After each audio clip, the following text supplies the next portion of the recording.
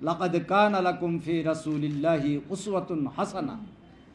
পৃথিবীর সকল মানুষের জন্যই শ্রেষ্ঠতম আদর্শ লুক্কায়িত রয়েছে বিশ্বনবীর জীবনে।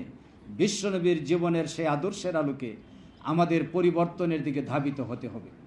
বিজ্ঞ আইনজীবী ভাই বোনদের বলতে চাই যে আজকে আইন অঙ্গনের মাধ্যমে বাংলাদেশে একটি পরিবর্তন হতে পারে, একটি অবারিত সুযোগ আমাদের সামনে।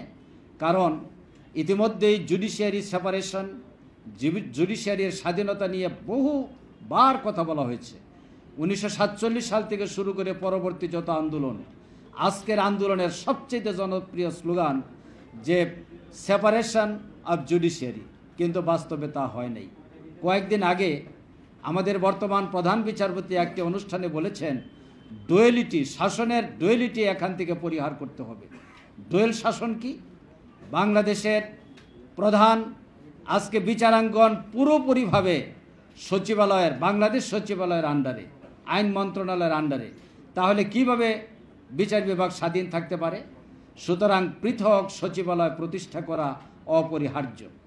বিশেষ করে সুপ্রিম কোর্টের বিচারপতি নিয়োগের যে ধারা, যে আইন এবং সিস্টেম রয়েছে, সেটা পরিবর্তন না হওয়া পর্যন্ত শপথবদ্ধ রাজনীতিবিদের আগমন বন্ধ করা যাবে না। সুতরাং এটাও পরিবর্তন করতে হবে। পরিশেষে আমি বলতে চাই, স্বৈরাচারের আমলের সকল সিদ্ধান্ত বাতিল হবে, এটাই তো বিপ্লবের স্বাভাবিক অর্থ, স্বাভাবিক দাবি। সুতরাং স্বৈরাচারী সরকার 15.5 বছর যাবৎ প্রহসনের বিচারের মাধ্যমে যে রায় দিয়েছিলেন, সকল রায় অটোমেটিক বাতিল হবে, এই ব্যাপারে আর নতুন করে দাবি উত্থাপন করার সুযোগ নেই। আজকে 13 বছর যাবৎ স্বৈরাচারী হাসিনা সরকারের মিথ্যা প্রশ্নবিদ্ধ বিতর্কিত আদালতের মাধ্যমে যে রায় দেওয়া হয়েছে, এই রায় নতুন করে আর উপস্থাপন করার দরকার নেই।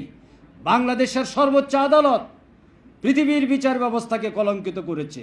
বিচারক হলেন 4 জন আপিল বিভাগে, আর রায় হলো 3টা একটি মামলায়।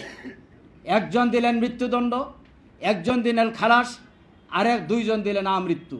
পৃথিবীর ইতিহাসে আপিল বিভাগের মতো একটি বিচারাঙ্গনে একটি মামলায় 3টি রায়, এটা কি পৃথিবীর কোথাও কোনো আইনজীবী, কোনো বিচারক দেখেছেন? বাংলাদেশ এটা হয়েছে কারণ এখানে নিয়ম অনুযায়ী কোনো বিচার হয় নাই।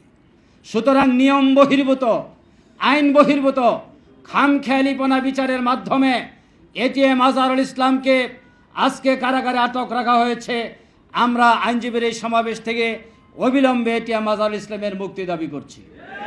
সম্মানিত ভাইয়েরা, আইনের শাসন, ন্যায় বিচার এবং মানবাধিকার প্রতিষ্ঠার জন্য আইনজীবীদেরকে ঐক্যবদ্ধভাবে আন্দোলন করার আহ্বান জানিয়ে আমার বক্তব্য শেষ করছি। আসসালামু আলাইকুম ওয়া রাহমাতুল্লাহি ওয়া বারাকাতুহু।